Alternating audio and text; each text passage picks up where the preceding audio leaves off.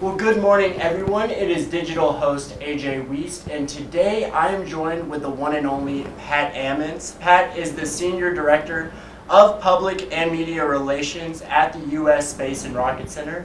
Pat, thank you so much for joining in today. I was thrilled to be here. Always happy to talk about things going on at the Rocket Center. Yes, ma'am. So could you first talk a little bit about your day-to-day? What is it like working at the Space and Rocket Center? Well, you know, that's the thing about the Rocket Center, and I think that's something that people don't always necessarily understand when they drive by every day. You know, we're the icon of the city, you know, the big Saturn V standing there. People don't realize what an incredibly vibrant place it is. You know, we have people like today, thousands of school kids there enjoying a beautiful day on a spring field trip. But we also have Space Camp kids who come from all over the world to visit our programs, and then just, you know, a huge staff of people who keeps that all running. So it's a crazy, busy, exciting place to be on a daily basis. So a day-to-day in the life of the Rocket Center can be a million different things, and that's what keeps it so exciting and such a fun place to be. Right, certainly wearing a lot of hats there. And you mentioned a lot of school kids there today. Yeah. I am actually an alumni of Aviation Challenge. Awesome. What was your call sign? It was Rise Up, actually. That was my name. Okay, because all AC kids, AC is what we call them internally, Aviation Challenge.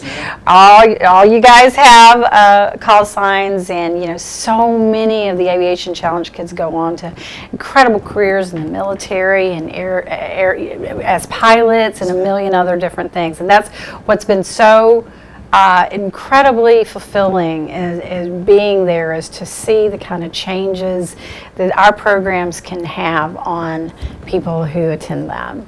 Yes, ma'am. It was a fun experience. It was just for a school field trip. I'm from Georgia originally. Grew up a huge Atlanta Falcons fan. That's why my call sign was Rise Up. Gotcha. And I remember it was a simulator we were doing. I was flying a jet. And there was like this process of taxiing the jet, and I would just take off. I wouldn't taxi. I was cheating a little bit. But they called you on that, I bet. I did. I got called out on that for sure. Yeah, you know, that's the thing, is we want everyone to come there, you know, first and foremost to have fun. You know, it's a camp experience. We want everybody to have a great time while they're there. But really and truly, it's really about it's a maturing process too. It's about teamwork and problem solving, critical thinking, all those things you need to do no matter what it is you do in life, whether it's become a pilot or a journalist or whatever else. It's about learning how important those skills are, and that we're not just lone wolves out there, that we really have to learn to work together and be the best at being part of a team is really very important to what we teach out there. So it's good stuff. Absolutely. Moving on to Space Camp, Yeah. What kind of awesome things do y'all have planned this upcoming Space Camp? Oh, well, we're always updating everything. Things are always moving forward. We're making sure that all of our curriculum is up to date in terms of what's happening in space right now. Of course, last May, like a year ago next week, we opened our beautiful new Space Camp Operations Center, and that has been a game changer for us. It's given us a beautiful entrance space for our kids,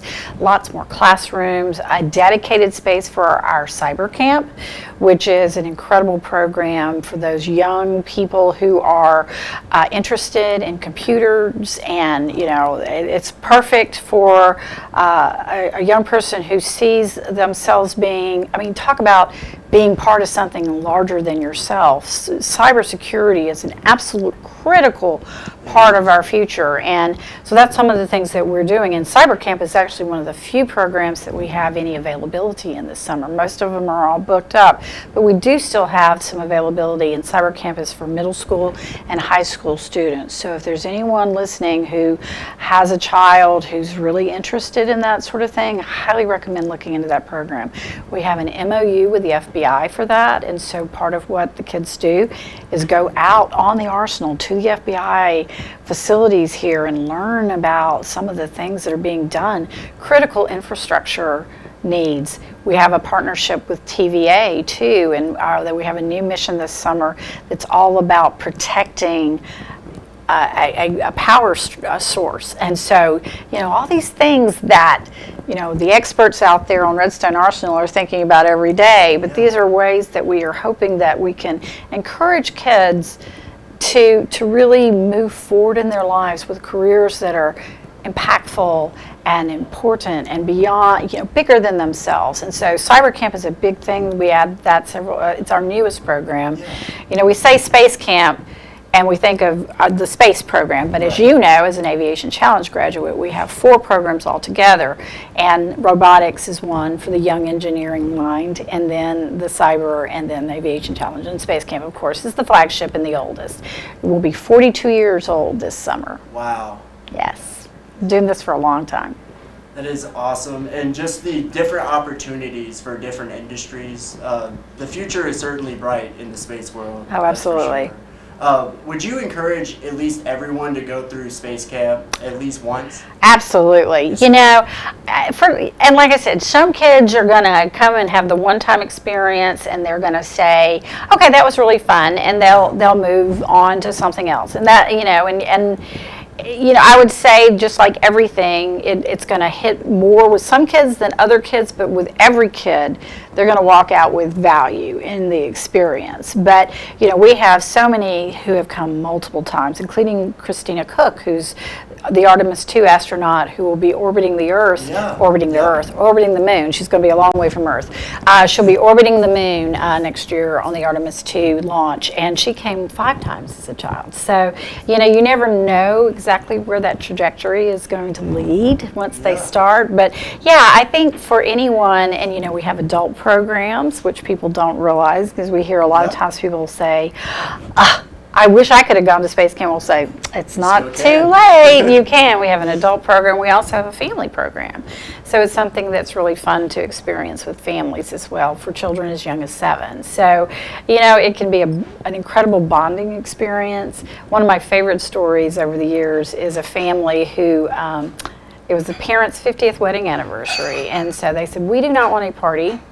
We want to take our family to Family Space Camp. So they came to Family Space Camp and had a weekend, bonding experience where they all got to have different roles and missions and all of that. And so I just love that story, because I think it's such a great example of the kind of connections that we can offer through these amazing programs.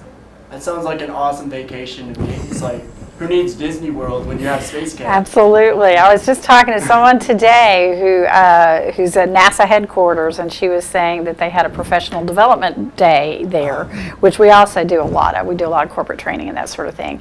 Applying those same things that we do to a 12-year-old Space Camp kid, we're going to apply them to adults too in a corporate training, and it's really fun and effective. But she said that she never laughed so hard at a day at work as she did that day, and just how much fun it was. So, so there's all kinds of ways that people can go, and it's really funny because we have kids who come to us from as far away as Australia, and the other day, as a matter of fact, I had some media writers in, and we walked past a couple of teams, and I asked to stop the first team, and I said, "Hey, where are you guys from?" And they said, "Kenya." And the writers were like, "What?" And then the next group, I said, "Where are you guys from?" And they said, "Australia." But then the next group could be from Georgia, or even just down the road, and so in Madison even. So they're literally from everywhere. Worldwide. That's awesome. And I see the rocket to the tropics that is starting at the end of this month. Can you talk a little bit about that? Sure. This is a brand new thing. Okay. So we're starting it on May 30th. It'll be kicking off summer with a real tropical theme. This is going to be a bi-weekly event every Thursday evening. It's just from 5 to 7, so a really easy evening. We're going to have live music every week. Not every week because it's bi-weekly, but every event will have live music. You can plan on some Jimmy Buffett for that first one on May 30th. Margaritaville. We do have food it's all inclusive with the ticket. We have tropical themed foods and drinks and bands, and it's just going to be a lot of fun, a lot of activities for kids to enjoy while their families are having a fun evening. But what's really cool about it this start off is that we're celebrating Miss Baker. And Miss Baker, of course, was the monkey who we had very fortunate to live at the Rocket Center through the end of her life. But she was in 1959, went to space with her cohort, Abel, who did not survive after the flight because she passed away in surgery. But Miss Baker went on to live a very long and fruitful life, and so we will be celebrating her and that historic flight that first evening. So we've got a lot of banana themed foods and things like that, so it's just going to be really different and fun, and we're really excited to get this kicked off. I love that. That's awesome. Yeah, we'll be doing it bi-weekly through early August. Very cool. Very cool. What are some awesome things that you can also find at the museum? Well, of course, the Planetarium. If people haven't been out to the Intuitive Planetarium, they are missing out. It is extraordinary. So if you're here from back in the day, you'll remember our old IMAX theater that we had there at the Rocket Center. Yeah. And we converted that several years ago. Well, let's see, 5 years ago, because we just celebrated our 5th birthday in that planetarium, into this extraordinary planetarium. I mean, it is just stunning. It is the beautiful imagery that we can show on that big dome screen, but our planetarium team is amazing. So they are all incredible presenters. They create all of our own programming, so you're not going to walk in the door to anything that's plug and play. It's a live interactive experience, so if you've got a question about something you just saw, you can ask. And so we have constant, always adding new things. Every Friday night we have Cocktails and Cosmos, so talk about a fun date night. You can go and sit under the stars and learn about them at the same time while you're having a nice fun cocktail, because they always do a themed cocktail every week. And it's just, and they're just so smart and interesting people who can just share their joy, true joy of the universe, and it's really a unique experience. And we're going to be opening a new show in early June called Space Rocks, and it's all about asteroids, and so just really educational, but on a whole different level. That's just plain fun too. You really have a lot of awesome things planned. Absolutely. You mentioned the IMAX Theater. I think last time I was here, 2011, for Aviation Challenge, I remember the IMAX Theater. Really, what has changed since you've begun? Oh gosh, yeah. I mean, we're constantly changing. Certainly the new theater, the IMAX. The new Space Camp Operations Center was the first building that we'd actually added in 15 years. But we have a lot of things for people to stay tuned to hear that we're not quite ready to go out with just yet. But we do have some really exciting things going on. And of course, what people may be noticing is all that's happening in our rocket park and our shuttle park. So we have been through an extensive renovation of our rocket park. We'll be reopening that area this summer with all of our historic rockets restored and remounted in a beautiful new configuration. It's going to be just a really special experience, and we're also not just talking about the history that led up to the development of the Saturn V, which of course took us to the moon, and but we're also going to be having a nod to what's taking us back, which is we are going to have a section of the SLS Pathfinder, which is a demo article that was used for testing purposes. We're going to have the engine section of that is going to be on display, so people can see just the absolute enormous size of the kind of rocket it takes to get to the moon. And of course, the beloved Pathfinder shuttle is also under preservation, and we got a very exciting project going on with that.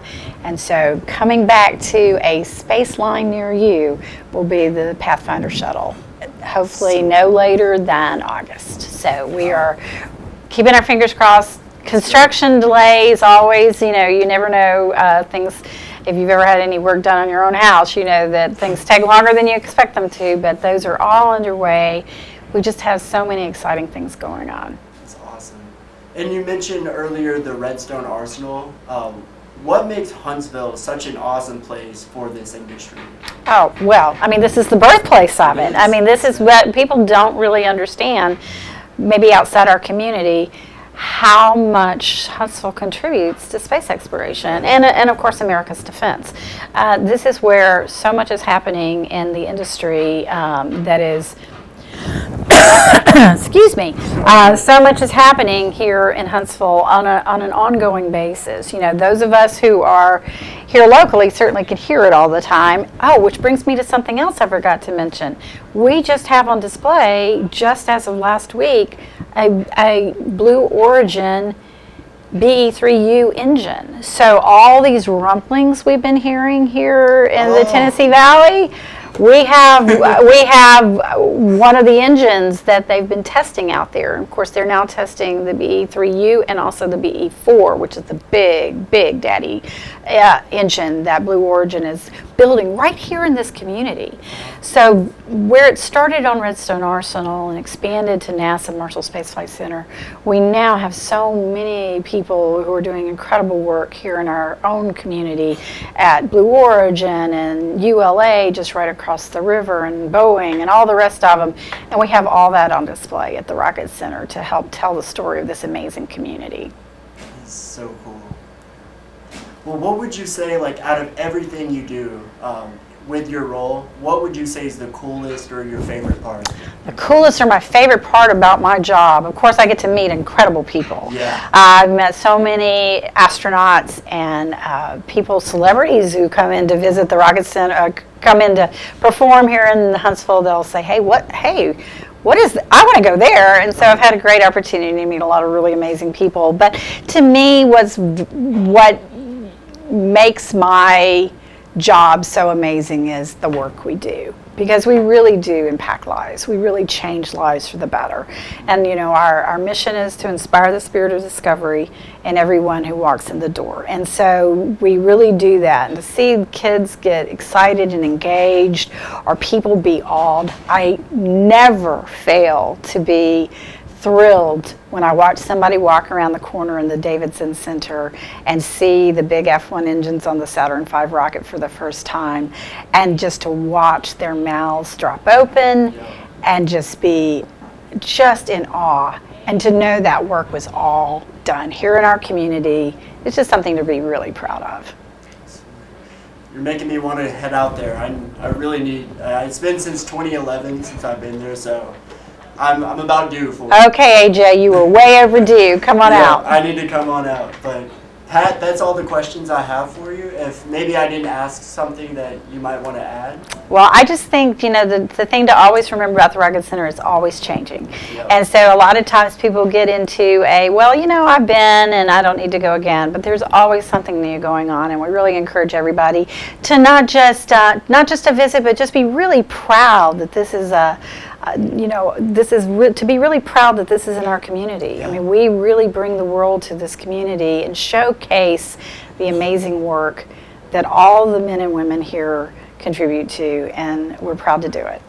Yes, ma'am. Well, Pat, thank you so much for joining in with me today. I greatly appreciate it. It's my pleasure.